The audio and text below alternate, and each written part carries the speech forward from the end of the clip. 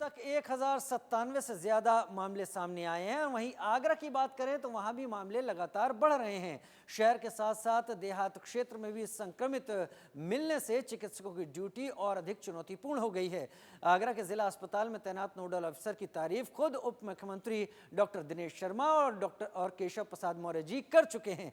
दिनेश शर्मा ने ट्वीट कर जिला अस्पताल के वरिष्ठ फिजिशियन डॉक्टर पीयूष जैन की तारीफ की और लिखा कि आगरा में कोविड-19 की रोकथाम के लिए विशेष ड्यूटी पर चिकित्सा अधिकारी डॉक्टर पीयूष जैन के पास घर वालों से बात करने का वक्त नहीं, लेकिन उन्हें इस बात पर गर्व है कि इस बीमारी से लड़ाई में योगदान दे रहे हैं। तो उत्तर प्रदेश में ऐसे तमाम कोरोना वॉरियर हैं जो सामने आ रहे हैं, अपनी जिम्मेदारी समझ रहे हैं और काम कर रहे हैं। हमारे साथ उप मुख्यमंत्री डॉक्टर केशव प्रसाद मौर्य साहब इस वक्त जुड़ गए हैं। मौर्य साहब, स्वागत है आपका इंडिया न्यूज में। आपसे सबसे पहला सवाल यहां पर यही जानना चाहेंगे कि अभी फिलहाल उत्तर प्रदेश की जो स्थिति है, 1000 से ज्यादा मामले हो चुके हैं, क्या हाल है, क्या जानकारी आपको मिल रही है? कोरोना का स्प्रेड रोकने के लिए प्रदेश सरकार क्या क्या कदम उठा रही है?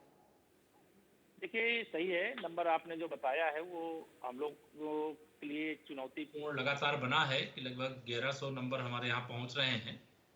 लेकिन इसके बाद भी प्रदेश की सरकार ने सभी जरूरी कदम, जैसा देश के आदरणीय प्रधानमंत्री जी के नेतृत्व में राज्य को उठाने के लिए निर्देश दिया गया है, वो सारे जरूरी कदम हम लोग उठा रहे हैं। उस कदम को उठाने के पीछे का उद्देश्य एकमात्र है कि कोरोना संक्रमण के संकट से प्रदेश को मुक्त कराना है और इस मुक्ति के मार्ग में जो भी सहयोग करने वाले हैं, अभी आप मेरा अपने चैनल पे दिखा रहे हैं जो डॉक्टर पीयूष जैन जी के बारे में या उनकी टीम के बारे में, या चिकित्सा सेवा में लगे हुए प्रत्येक योद्धा, सुरक्षा में लगे हुए प्रत्येक योद्धा, व्यवस्था में लगे हुए प्रत्येक योद्धा और मीडिया के माध्यम से आप सबका भी मैं योद्धा की श्रेणी में ही मानता हूं, क्योंकि यह सब लोग आप जैसे खबर पहुंचा रहे हैं वैसे सब अलग अलग मोर्चों पर अपने कर्तव्य का निर्वाह कर रहे हैं। और यह सारे लोगों के कर्तव्य निर्वाह के कारण ही देश में और उत्तर प्रदेश में यह संख्या बहुत अधिक बढ़ जाती है। लेकिन आज हम लगभग 1100 के नंबर पे आकर के इसलिए रुके हैं क्योंकि यहाँ पर सभी लोगों ने अपना योगदान दिया। एक तबका योगदान नहीं दिया जिसे मैं तबलीगी जमात का कहता हूं, और उसमें मैं संपूर्ण मुसलमान को नहीं मानता, क्योंकि सभी मुसलमान भी उनके समर्थक नहीं हैं।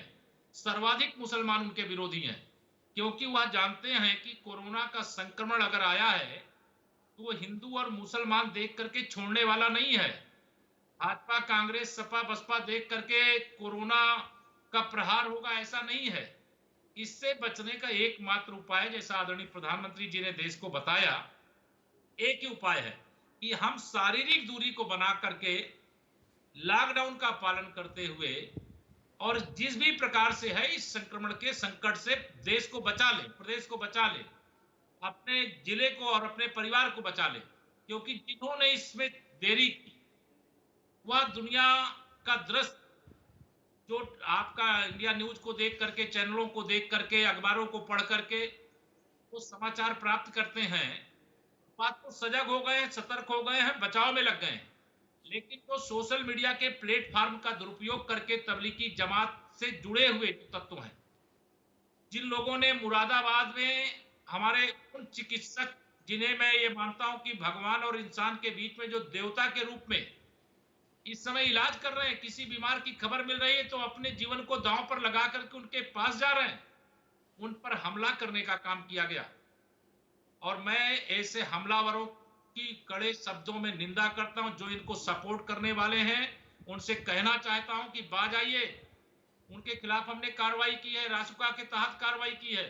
लेकिन मैं ये चाहता हूं इस समय हमारी सरकार का पूरा ध्यान कोरोना संक्रमण के संकट से प्रदेश को बचाते हुए गरीबों को, मजदूरों को, किसानों को तो जरूरत है उन तक पहुंचाने पर लगा हुआ है। और ऐसे समय में हमारे पुलिस और प्रशासन का ध्यान ऐसे अराजक तत्वों को नियंत्रित करने में लग रहा है, इसकी मुझे चिंता होती है। जी मौर्य साहब, इंदौर की बात करें, राजस्थान के टोंक की बात करें, पंजाब के पटियाला की बात करें, और उसके बाद नंबर आता है मुरादाबाद, उत्तर प्रदेश के मुरादाबाद का। यहाँ पर कोरोना वॉरियर्स पर एक तरीके से हमला हुआ है, लगातार इनके ऊपर वार किए गए कुछ असामाजिक तत्वों के द्वारा, और उसके साथ ही कुछ पुलिस अधिकारी हैं जिन्होंने अपनी जान भी गंवाई है। तो ऐसे लोग जो अब भी मखौल बनाने पर लगे हैं, क्या आपको लगता है कि एनएसए उन पर सबसे सही और कड़ा कदम है? निश्चित तौर से एनएसए सही और कड़ा कदम है, क्योंकि ये मानवता के दुश्मन है। ये मानव नहीं दानव है, इंसान नहीं शैतान है। अगर इंसानियत इनके अंदर होती तो जो इनकी जान बचाने के लिए इलाज कर रहे हैं उनके ऊपर थूकने की कोशिश नहीं करते, उनके साथ अभद्रता नहीं करते, उन पर हमला नहीं करते। देश के हर हिस्से में इस प्रकार के बहुत मुट्ठी भर लोग हैं। देश का 99%, प्रदेश का 99% जो समुदाय है, समाज है, वो पूरा सहयोग कर रहा है।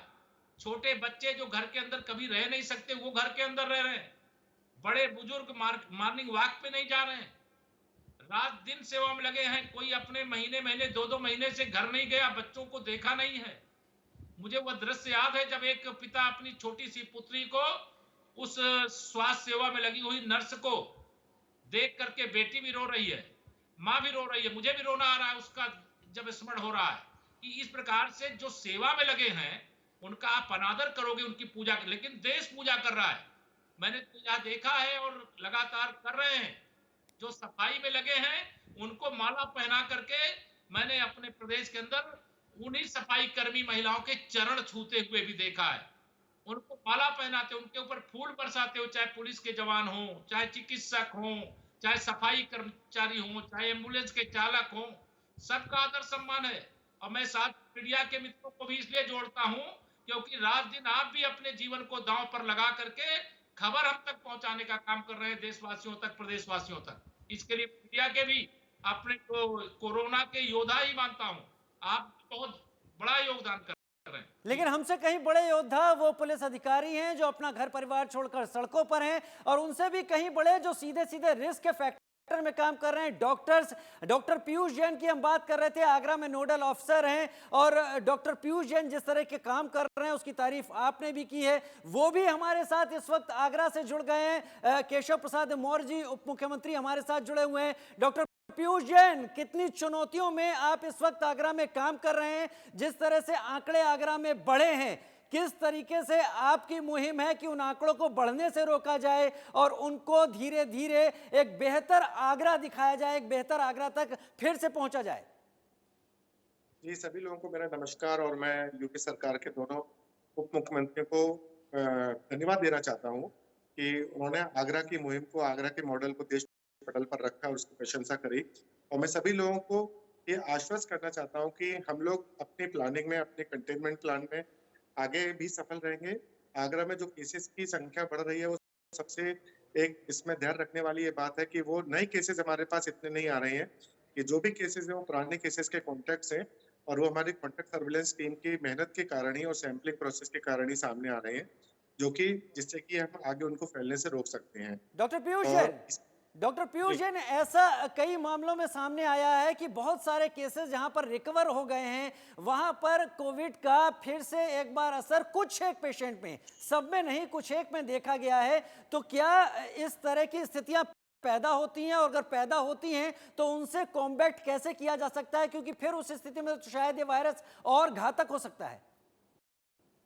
ये सही बात है कि इस तरह की परिस्थिति में जब वायरस का इस डिजीज का रिकरेंस बॉडी के अंदर होता है तो एक वो एग्रेसिव फेज में वापस आता है। पर अभी हमारे लिए ये अच्छी बात है कि आगरा में, इंडिया में इस तरह के केसेस अभी सामने नहीं आए हैं, और जितने भी रिकवर पेशेंट अभी हमारे यहाँ से हुए हैं वो सभी हेल्दी हैं और अपने घर पर जा चुके हैं डिस्चार्ज होकर, और एक सामान्य जीवन व्यतीत कर रहे हैं होम क्वारंटाइन पर सारी प्रिकॉशंस के साथ। डॉक्टर साहब, क्या पीपी किट की बात करें या तमाम सुरक्षा उपायों की बात करें, आप लोग जो सीधे सीधे उस मरीज के कांटेक्ट में हैं, प्रदेश के मुखिया इस वक्त आपके साथ जुड़े हुए, उप मुख्यमंत्री केशव प्रसाद मौर्य इस वक्त हमारे साथ जुड़े हुए हैं, अगर किसी तरह की आपको कोई कमी पेशी लगती है फिलहाल के आंकड़ों को लेकर या जिस तरह से स्प्रेड हो रहा है उसको देखते हुए, तो आप अपनी बात भी रखें। मैं अभिनंदन करना चाहूंगा अपने सूबे के उप मुख्यमंत्री जी का और धन्यवाद भी देना चाहूंगा। पर अभी हमारे पास सरकार की तरफ से ऐसी कोई भी कमी नहीं है। हमारे पास पर्याप्त मात्रा में लॉजिस्टिक्स हैं, पीपीई भी है, N95 मास्क भी है, सैनिटाइजिंग मटेरियल भी है, सैंपलिंग के लिए वीटीएम भी है। और जब जब हमें जरूरत पड़ती है तब तक लखनऊ से और कॉरपोरेशन की तरफ से हमको इसकी सप्लाई बिल्कुल तुरंत हो रही है। और जहाँ पर भी हमारे कोरोना वॉरियर्स, हमारे आगरा के जो वॉरियर्स हैं, वो हमारी पूरी एक टीम है, टीम हेल्थ के रूप में, टीम आगरा के रूप में हम लोग काम कर रहे हैं। और ये अकेला सिर्फ मेरा ही प्रयास, हमारा संयुक्त प्रयास है। इसमें कर्मचारी से लेके उच्च अधिकारी, जिलाधिकारी महोदय, सर, सभी लोगों का इसमें प्रयास है। सबको बहुत मात्रा में हर जगह हम लोग पीपीई किट, जितने भी सुरक्षा उपकरण है वो मुहैया कराए जा रहे हैं। डॉक्टर साहब, ये कोरोना के जो सस्पेक्टेड आगरा और आसपास के इलाकों से आ रहे हैं, उनके टेस्ट क्या आप आगरा में कर रहे हैं या उसके लिए इन सबको लखनऊ या कानपुर भेजा जा रहा है? ये मैं बताना चाहूंगा कि ये बहुत अच्छी खबर है आगरा के लिए कि आगरा में जो कॉलेज है उसके माइक्रोबायोलॉजी डिपार्टमेंट में 2 दिन से 3 दिन से हम लोगों ने टेस्ट आज यहीं पर शुरू कर दी है।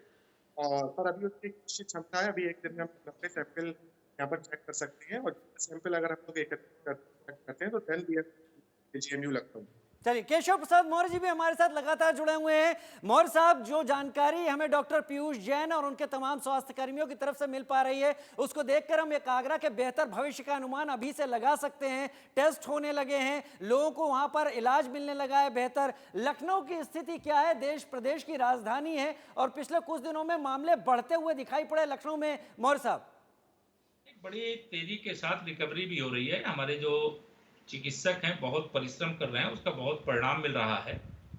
जिस अनुपात में रिकवरी हो रही है उसके आधार पर मैं कह सकता हूं जल्दी ही हम उत्तर प्रदेश में जो कोरोना संक्रमण के संकट से जूझ रहे हैं उससे बाहर आने में सफल होंगे।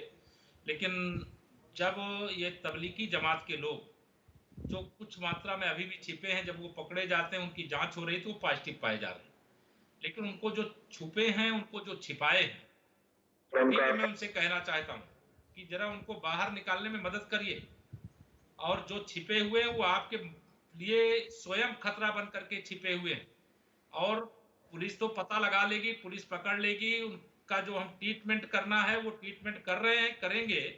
लेकिन जो मानवता के शत्रु बनकर के इस प्रकार का आचरण कर रहे हैं, वो अब सावधान होना चाहिए और उनको तत्काल बाहर निकलना चाहिए। जी, इंडिया न्यूज भी लगातार यही कहेगा मौर्य साहब कि जो भी छुपे हैं वो मानवता के दुश्मन हैं, क्योंकि अगर वो सामने निकल कर नहीं आएंगे तो समाज के लिए खतरा होंगे।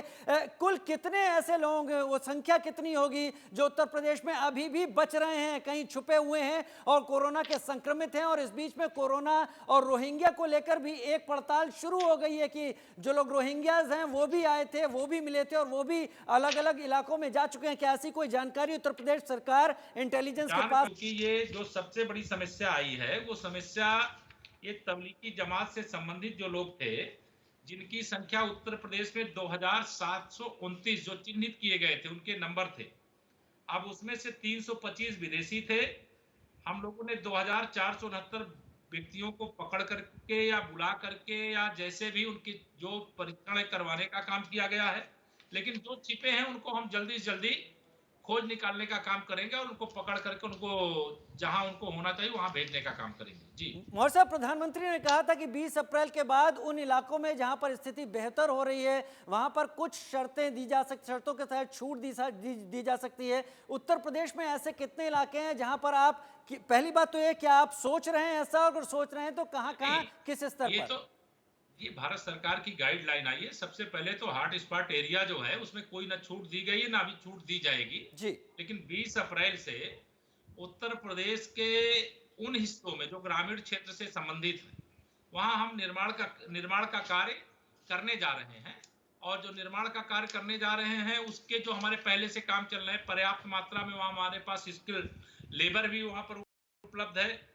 और कई स्थानों पर हमारे काम शुरू करने की तैयारियां भी हो गई हैं। लेकिन जहां भी काम प्रारंभ होगा, हर उस स्थान पे ये तय किया गया है कि सबसे पहले जो हमारे श्रमिक हैं, कुशल श्रमिक हैं, या जो उस कार्य का संचालन करने वाले कॉन्ट्रैक्टर या उनके मैनेजर आदि हैं, उनकी जांच की जाएगी। और जो शारीरिक दूरी का पालन करने का निर्देश है, उसका पालन करते हुए निर्माण कार्य प्रारंभ होगा। किसानों के लिए लगभग सभी प्रकार से छूट दी गई है। उनकी फसल तैयार वो काटना चाहते हैं, फसल कट करके आ रही उसे बेचना चाहते हैं, तो उनको कटाई मड़ाई और विक्रय की सुविधा दी गई है। 5000 क्रय केंद्र हमारे प्रदेश के अंदर चल रहे हैं इस समय। तो उनके बीज के, खाद के, कीटनाशक की दुकानें उनको खोलने के निर्देश दे दिए गए हैं। जो उपकरण हैं कृषि से संबंधित, उनके रिपेयर का, उनके विक्रय का, वह भी प्रबंध कर दिया गया है। किसान अन्नदाता है, उसका ध्यान है। जी। गरीब मजदूर जो हमारा है, उसके भोजन की कोई समस्या ना हो, इसके लिए कम्युनिटी किचन भी चल रहे हैं। उनको प्रति व्यक्ति 5 किलो जो राशन देने की व्यवस्था है, जिसके पास कार्ड है हम उनको भी दे रहे हैं, जिनके पास कार्ड नहीं है जी। पता करके उनको भी दे रहे हैं।